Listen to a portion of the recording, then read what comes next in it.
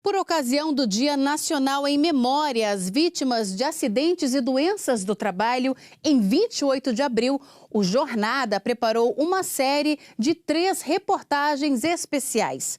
Hoje vamos contar a história de pessoas que enfrentam as consequências de um acidente de trabalho. Muitas delas não conseguiram retornar ao mercado de trabalho e passam por dificuldades físicas, emocionais e até financeiras. Você sabia que, em média, 48 trabalhadores são excluídos do mercado de trabalho por dia em função de acidentes de trabalho ou doenças ocupacionais? Ninguém imagina ser vítima de uma fatalidade e ainda por cima ser surpreendido com a falta de apoio. O medo de mostrar o rosto é justamente por sofrer as consequências de um acidente de trabalho até hoje, 2 anos depois de ter sido afastado e já de volta às atividades. Hoje em dia eu me sinto como se fosse apenas mais um, dentro de um lugar que eu tinha um sonho de menino, fazer parte da instituição do Corpo de Bombeiros. Mas a partir do momento que você se machuca, você sofre de problemas, distúrbios, eles te esquecem, você fica jogado, você conta apenas como mais um. A pior sensação que poderia ter dói mais do que conviver com as sequelas que ficaram no joelho após o treinamento intenso no Centro Operacional do Corpo de Bombeiros. A gente começou a correr.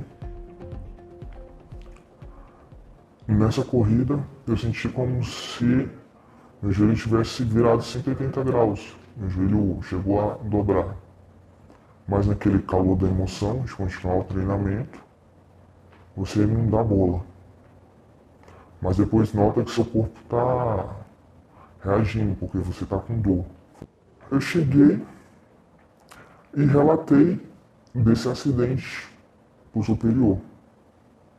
Foi quando eles chamaram as pessoas para poder atestar essa veracidade desse acidente de trabalho.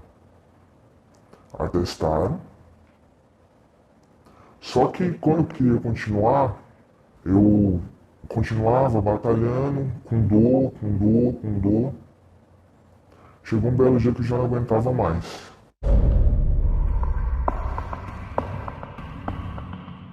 Longe do trabalho, Sandra passa a maior parte do dia dentro do próprio condomínio.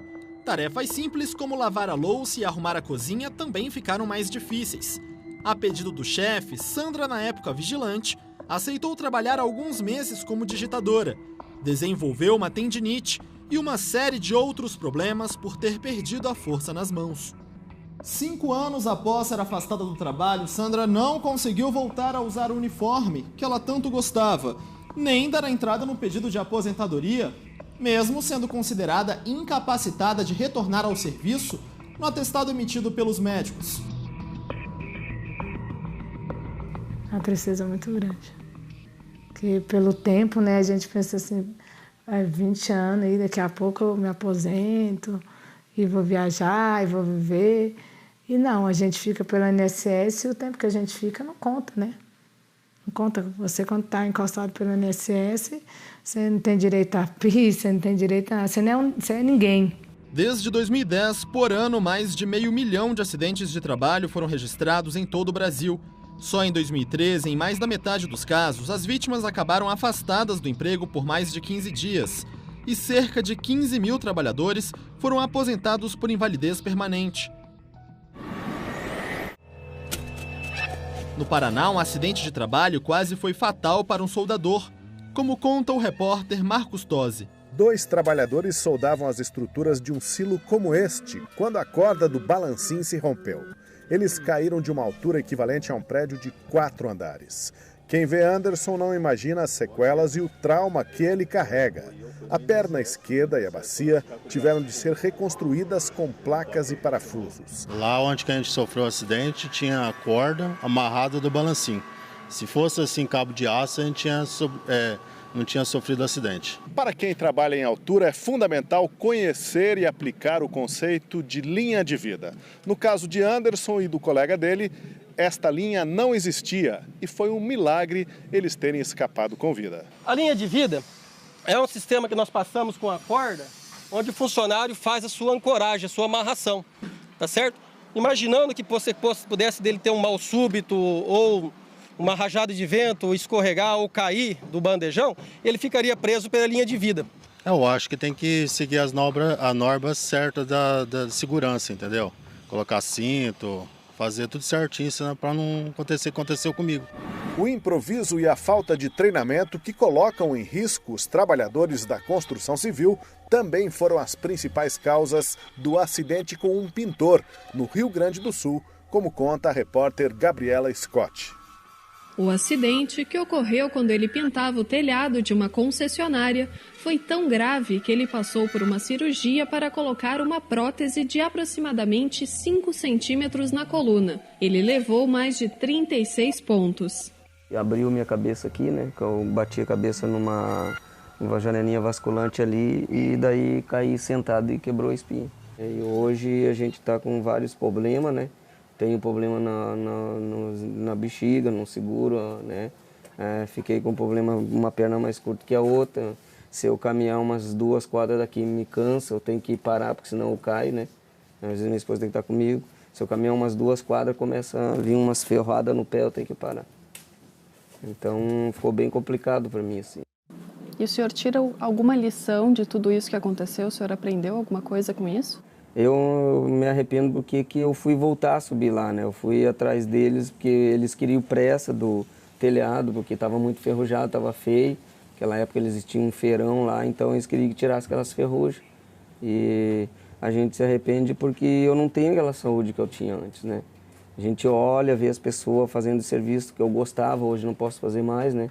A gente vê um cara pintando uma casa aí, a gente gosta, né? E não pode fazer. É complicado, eu nunca gostei de ficar parado, né? Em todos os casos, os acidentes não causaram só lesões e limitações físicas.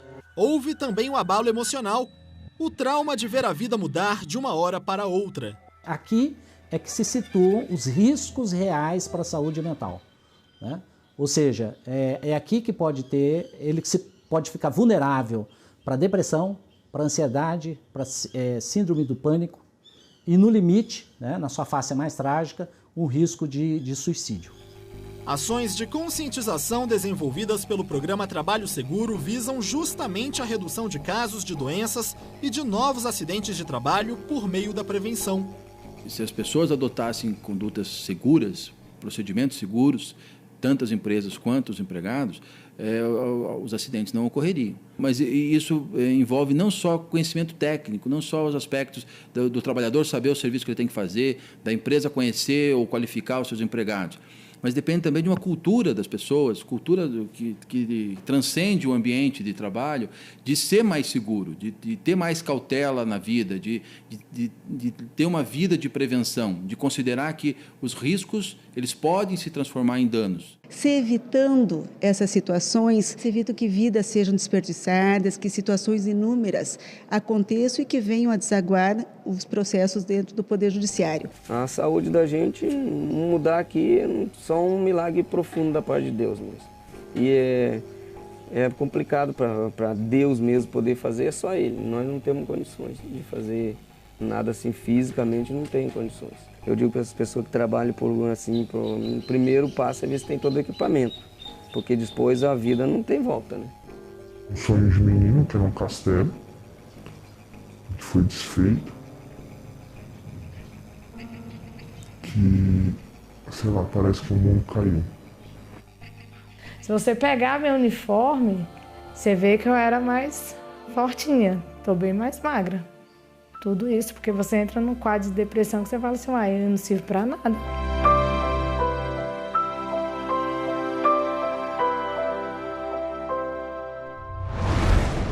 28 de abril é o Dia Nacional em memória às vítimas de acidentes e doenças do trabalho. Hoje, na segunda reportagem da série especial do Jornada, nós vamos conhecer histórias de trabalhadores que morreram em serviço. Nossa equipe viajou por várias cidades e conheceu as famílias dessas vítimas. Para quem fica, por mais que o tempo passe, a dor da perda está sempre presente.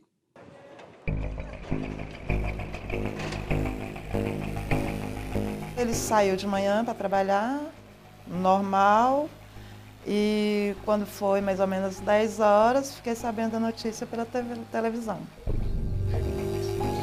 A notícia era de que o auxiliar de pedreiro Lorival Leite e outros 2 operários foram soterrados e morreram após o desmoronamento de um barranco na obra de construção de um prédio no Hospital Universitário de Brasília. Quando chegamos lá, estava tudo bagunçado, muita polícia, bombeiro, um monte de gente. Zilda, o Lorival chegou a comentar em casa sobre a questão da segurança no ambiente de trabalho? Ele não comentava muito, mas ele me pediu algumas vezes para poder comprar alguns equipamentos para ele, como luva, treina, para ele trabalhar. O celular ficou com a Polícia Civil e o inquérito ajudou a pedir na Justiça indenização por danos morais e materiais. Zilda fez um acordo com a empresa na Justiça e conseguiu indenização para os filhos. Eu acho que dinheiro nenhum traz a vida de uma pessoa, né? Assim, dá uma certa, assim, mais ou menos estabilidade para que os meninos possam, assim, estudar mais na frente para eles conseguirem fazer a vida deles, né? Mas a vida não traz de volta. Zilda não conseguiu a pensão por morte porque não era casada oficialmente com Lorival. No ano em que o acidente ocorreu, em 2011, neste canteiro de obras, mais de 122 mil benefícios de pensão por morte por acidente de trabalho foram emitidos pela Previdência Social em todo o Brasil. Isso só foi possível porque os trabalhadores tinham carteira assinada e as empresas faziam os recolhimentos mensais ao INSS. Mas seja qual for o motivo, se o acidente ocorrer durante a jornada de trabalho, a família pode buscar na Justiça direitos, como indenizações por danos morais e materiais. E é exatamente isso que nós vamos entender agora. A repórter Luana Carvalho, direto de Sergipe, nos mostra as dificuldades enfrentadas por 2 famílias para conseguir essas pensões. Desembarcamos em Itabaiana, a 60 quilômetros de Aracaju, Sergipe. Aqui nos encontramos com os familiares do motorista de caminhão Messias e do eletricista Guilherme, que morreram em um trágico acidente de trabalho. Os 2 trabalhavam na Energisa, empresa de energia do estado de Sergipe. O acidente aconteceu no dia 13 de setembro de 2014, por volta das 4 horas da manhã. Messias e Guilherme estavam de plantão quando bateram na traseira de outro caminhão que estava parado na estrada sem sinalização. Os 2 morreram, deixando as famílias desamparadas. Dona Hilda, esposa de Messias, contou que no dia do acidente ele ainda chegou a ligar para ela pedindo socorro. Quando eu cheguei lá, ele já estava em cima da maca do SAMU. Já tinha tirado ele. Aí eu entrei no SAMU, pedi para eu entrar, ficar lá conversando com ele. Esperou ainda uns 20 minutos para a gente ser transferido aqui para o hospital de Itabaiana. Aí o médico começou a examinar. Quando apertou lá nele essa parte aqui, ele deu um grito tão grande dentro do hospital. Aí o médico disse, mas rapaz, o homem está todo bagaçado. Eu vi ele com aquela agonia, suspirando bem fundo. E se mexendo bem muito. Aí deu um grito bem grande, ele chega aí, me acuda. Na hora que ele gritou assim, aí veio os médicos, os meninos, aí arrastaram ele para a sala de cirurgia. Ele disse, vamos tentar. Quando deu de meio, o médico chamou a família, aí me chamou. Aí veio me dar notícia, ele disse, aí tentemos, reagiu, mas quando ele parou, ele não voltou mais. Aí pronto.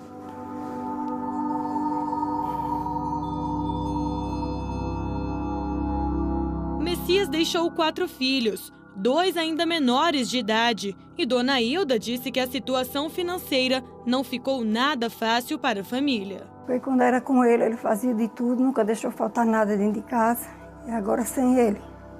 Recebeu uma pensão, que recebe é a conta de pagar aluguel, água e energia.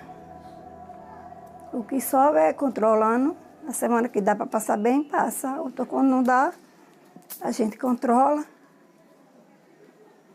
E assim vou seguir na vida, né? Pedindo muita sorte a Deus, só Deus mesmo. Guilherme também deixou 4 filhos, 3 deles ainda pequenos. A situação financeira depois do acidente piorou. Só já se não fosse Deus mesmo na minha vida, eu não sei nem o que seria não de mim. Mas me pego muito com Deus, né? Tenho meus 3 filhos para criar agora sou pai e mãe deles, 3 eu converso muito com eles, que é uma coisa de meu filho não dá. Agora sou pai e mãe de vocês, tem que ter paciência um pouquinho. Ele era tudo para eles, né? Ela era tudo para eles, aí não deixava faltar nada. É como se diz, ele não era pobre, que nem o povo fala, mas de tudo eles tinham. Ele trabalhava para isso, para dar sustento do seu e da mulher dele. Muita saudade e tristeza por não ter ele aqui mais conosco. Os últimos dados levantados pelo Ministério da Previdência Social revelam que em 2 anos, no município de Itabaiana, o número de acidentes de trajeto durante a jornada de trabalho mais que dobrou. Em 2012, foram 6 acidentes e em 2013 foram registrados 17 casos. Em todo o Brasil, já foram mais de 100.300. Vários fatores explicam esses acidentes. A falta de sinalização nas estradas, a situação precária de algumas BRs do estado e um dos principais fatores, as más condições de trabalho oferecidas pelas empresas de transporte, uma falta de revisão mecânica dos veículos fornecidos. Foi o que aconteceu com o avião bimotor de uma empresa de táxi aéreo no Pará, que por falta de manutenção mecânica caiu e matou o piloto da companhia. Em Belém, a repórter Elane Magno conversou com a família da vítima. Entre as recordações de família de Marcos está a trágica notícia da morte do pai, o piloto Eduardo, de 51 anos.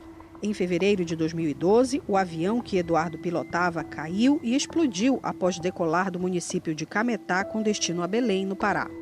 Primeiramente ligaram para minha mãe, né? Aí falaram que o avião tinha desaparecido, mas não deram informação nenhuma onde tinha sido, nem o que tinha acontecido. Chegou lá na empresa, eles já tinham conhecimento de que não tinha sobrevivido ninguém. E não passou, falou que apenas que tinham desaparecido, o avião estava desaparecido e que ainda não tinham notícia de nada. Foi quando eu vi o salva-aéreo saindo e eles me falaram que já tinham achado 3 corpos e que faltava o 4º e não tinha sobrevivido ninguém.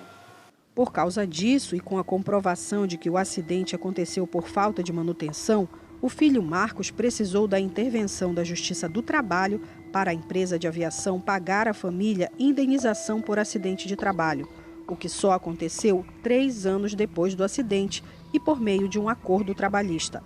R$900 mil de indenização, divididos em várias parcelas. Na justiça a gente conseguiu provar que o errado eram eles, entendeu? E não os pilotos, que eles fizeram a parte deles. Isso que satisfaz mais a gente, entendeu? A honra do nome envolvido no acidente, que além de perder o nosso pai, eles queriam botar ainda a culpa nele. Entendeu? É isso que mais satisfaz a gente. Se a dor pela perda de um parente pudesse ser quantificada, quanto ela valeria? E como saber se o valor da indenização corresponde ao dano causado pela empresa após um acidente de trabalho? Não se trata, a meu juízo, de uma indenização propriamente dita, mas apenas de uma compensação pela dor sofrida no tocante ao dano moral. Então, entendo que não há um ressarcimento integral do prejuízo, mesmo porque a morte do trabalhador não pode voltar atrás, né? A morte é um evento contra o qual nós não podemos mais discutir, mas é apenas para mitigar, compensar o sofrimento, não para reparar integralmente o prejuízo.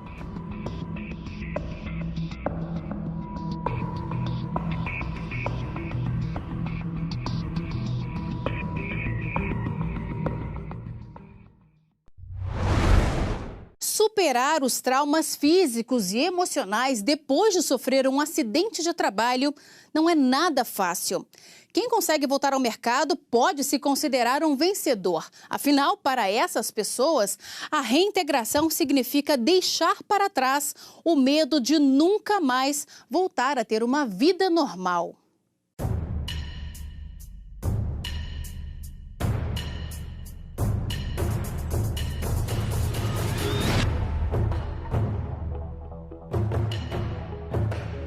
Adriano não precisa escrever frases longas para explicar o que aconteceu com ele depois do acidente de trabalho que decepou a ponta de 2 dedos da mão esquerda. Reabilitação. Adriano, qual foi o sentimento de poder escrever essa palavra 7 meses depois do acidente, só que com os sentidos diferentes? É uma sensação de alívio, de retornar ao trabalho, né? De conseguir o sustento da minha família. Desse trabalho eu tiro o sustento da minha família, da minha casa. Só que eu ainda não me sinto 100% recuperado, né?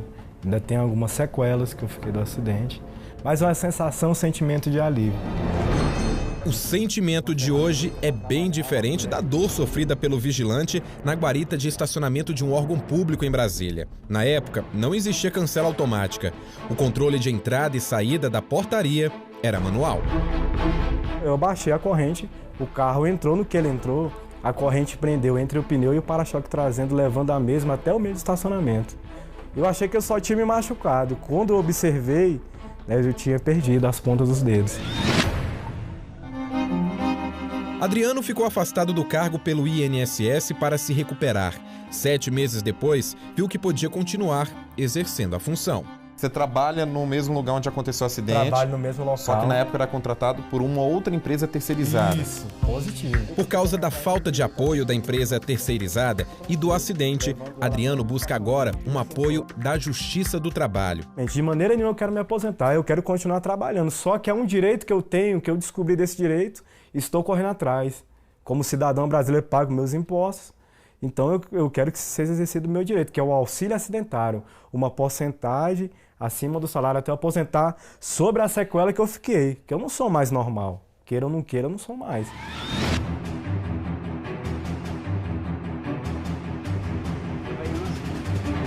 A falta de luvas de proteção durante a construção de uma casa em São Paulo contribuiu para a perda dos 2 braços e das 2 pernas de Severino. O ferro ele não chegou encostado no fio. Ele ficou de longe assim, só no fogo. Então me engrudou. Se ele bate, me jogava longe. Eu podia perder menos, né? Mas como fiquei grudado, fiquei um tempo grudado, então queimou os 4 membros. Os novos passos na vida de Severino representam a vontade dele de ter uma rotina de vida, de trabalho. É muito importante essa prótese, viu, cara? No começo eu ficava lá quase jogado no sofá. O primeiro passo meu, eu andei 1,80 m assim, né? Gente, eu chorei demais, cara. De alegria, de emoção. Trabalhe com segurança, porque eu vou te falar, não é fácil você perder uma perna ou um braço, ou até mesmo os 4 membros que...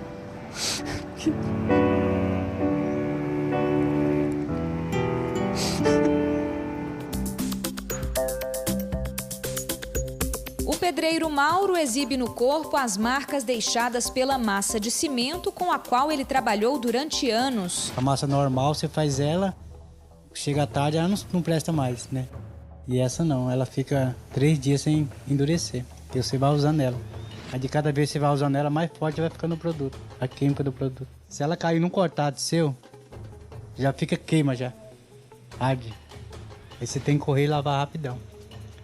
Ela come, ela corrói a mão da gente. Tão forte que ela é. O descaso inicial do empregador fez o problema se agravar, mas no ano passado ele conseguiu uma licença médica e iniciou o tratamento. A médica me deu 6 meses. A primeira vez foi 2 meses, agora me deu 6. Aí eu fui no médico, no INSS esses dias, ele falou que eu não tenho mais perícia, né? Quem vai resolver é lá em Cuiabá com a reabilitação, né? A reabilitação a que seu Mauro se refere é um serviço previdenciário prestado pelo INSS. Ela é destinada aos segurados da Previdência Social, os seus dependentes, os aposentados e as pessoas com deficiência. Só nessa gerência do INSS em Cuiabá, atualmente há 1.500 segurados em alguma etapa do processo de reabilitação profissional. Ele envolve desde a perícia médica e a concessão de benefício previdenciário até a reinserção ao mercado de trabalho. Dentro desse processo se inclui elevação da escolaridade, para se atingir um número mínimo de escolaridade conforme a exigência dos cursos, os cursos de capacitação profissional, e o encaminhamento para vagas no mercado de trabalho. As pessoas com deficiência e o trabalhador reabilitado contam com o respaldo da Lei dos Benefícios Previdenciários. No artigo 93, ela estabelece proporções a serem cumpridas por pequenas, médias e grandes empresas. Mas muitas vezes, os órgãos de fiscalização e mesmo os trabalhadores encontram dificuldades nesse processo. Se eu não posso trabalhar em obra, não sei o que eu vou fazer, né? Eu não tenho estudo, eu não sei fazer outra coisa, né? Dá uma angústia? A gente pensa, né? Você deve, você tem compromisso, tem filhos, tem, né? Casa, né? Fica difícil. A reabilitação profissional é oferecida em 620 agências do INSS em todo o país. Dados do Instituto mostram que em 2012, mais de 17 mil trabalhadores contaram com o benefício. São muitos casos com êxito que o segurado Nós temos, por exemplo, segurados que fazem cursos técnicos de longa duração. Então, retornam para o mercado de trabalho numa outra função, com salários melhores. De Londrina, no norte do Paraná, vem histórias de pessoas que ficaram com sérias limitações após acidentes. Elas, no entanto, aprenderam a conviver com as suas deficiências e hoje se dedicam a conscientizar os outros a não cometerem os mesmos erros. Claudines Bartolomeu chega em casa dirigindo o próprio carro. Outra conquista é conduzir a cadeira de rodas. Sim, uma conquista diante do diagnóstico que ele recebeu após um acidente de moto. E o médico, na época, me deu o diagnóstico de... Ele falou na cama do hospital para mim que eu tinha sofrido uma lesão grave, que eu ia ficar numa cama praticamente pro resto da vida vegetando. Poucos anos antes, o pai de Claudines, seu Domingos, havia perdido um braço em acidente de trabalho. Um baque após o outro na família de Dona Maria Helena. Daí a gente teve que unir junto para suportar tudo isso, né? Que até um dia ele começou a chorar bastante, acho que no começo. O pai dele falou assim, se chorar resolve, então vamos sentar nós três aqui e vamos ficar chorando. Que não vai resolver, a gente tem que lutar. Contrariando as previsões iniciais, além de recuperar parte dos movimentos, o filho de Dona Maria Helena e seu Domingos se transformou em um atleta paralímpico, colecionador de medalhas em competições nacionais. O pai, que não sabia nadar, caiu na piscina para acompanhar o filho. Hoje, eles treinam juntos. No mesmo bairro da cidade de Londrina mora um casal que virou referência no enfrentamento dos acidentes de trabalho. Eles mantêm um site para apoiar pessoas que sofreram mutilações. Flávio perdeu os braços ao tocar nos fios de alta tensão. Não usava equipamento de proteção, nem se certificou de que a rede estava mesmo desligada antes de executar o serviço. Jane quase perdeu a perna em um acidente de moto em que avançou a preferencial sem olhar. Hoje, ela anda com a ajuda de uma órtese. O Flávio e a Jane trabalham hoje no apoio a pessoas que sofreram mutilação e também fazendo palestras sobre prevenção de acidentes. E quando se trata de prevenção de acidentes, Flávio, a conversa de vocês é sempre franca e direta. Por que é assim? Exato. Por quê? Porque a gente quer mostrar para as pessoas, né? Eu conto a minha história, eu conto esse choque elétrico que eu levei de 13.800 volts, para as pessoas olharem e acreditarem que um acidente de trabalho pode mudar a sua vida completamente. Então não dá para você usar meias palavras. Você tem que ser direto, objetivo, contar. Tanto é que assim, eu conto o que foi que aconteceu comigo no meu acidente. Eu não morri por 10 segundos. A gente tenta falar a nossa história, deixar a pessoa bem consciente para a pessoa evite que a pessoa vá trabalhar consciente, para não fazer a mesma besteira que a gente fez. Que nós vamos carregar isso aqui para o resto da nossa vida. E eu quero que as pessoas olhem, escutem a nossa palestra e não façam a mesma besteira.